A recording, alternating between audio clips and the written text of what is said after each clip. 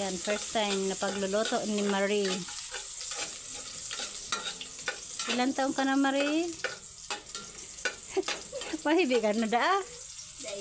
Dayman. Kaya mo yan. Isunod naman. Asan mo na kusugan? Next. Di, ma-brown na yung sabay-sabay. Para mabango.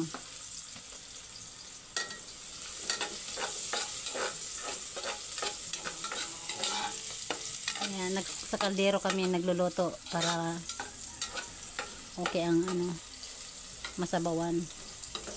Tinola ni Marie. Yan naman to. Yan, sibuyas. Bawang, sibuyas, sibuyas. Gisa-gisa.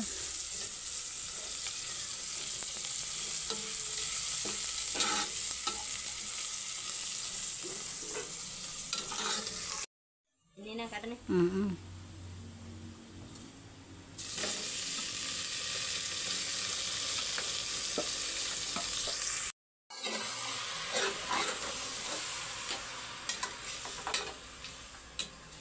Yan, sangkot siya.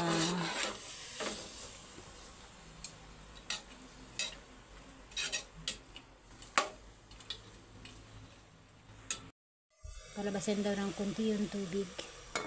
Sariling tubig. Si Marie ang nagluluto.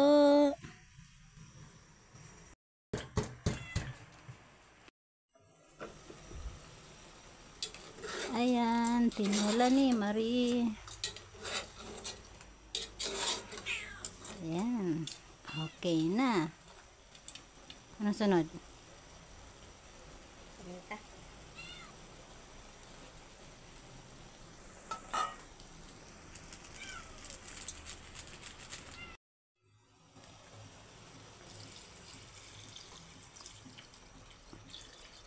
Ayan.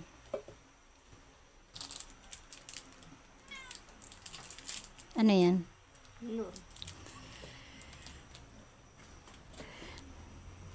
Nor chicken or pork? Chicken. Chicken. Very good. Lang. Ubus mo na yan. Para malasa. Ayan. Asin daw. Ito asin. Ano na mga sangkap na para yan mo sa sa kuwit para mahiling mo, ma-estimate mo. Wala. Tama na muna yan. Di baling medyo matabang pa. Ayan. Muna, kuukin ang lasa. Luto mo yan eh. Wala kaming sayote kasi walang tinda sa tindahan. Ayan, daon sili from the backyard. Ano? Okay na ang asin mo? Matabang. Dagdag ng asin.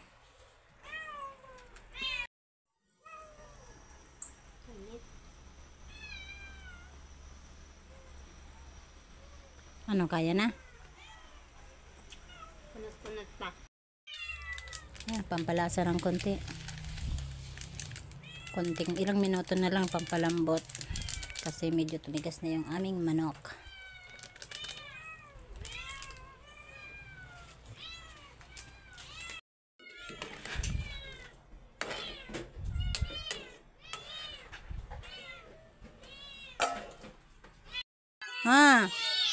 Kada tuloy na bagaya. Subago lang hindi apat. Ayan, unang tikim ni Miming. Daon sili pa. The last but not the least. Ayan. Nice cooking, Tita Marie.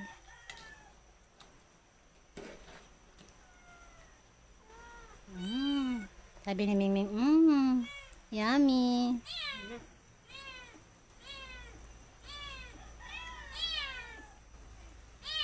Okay na to.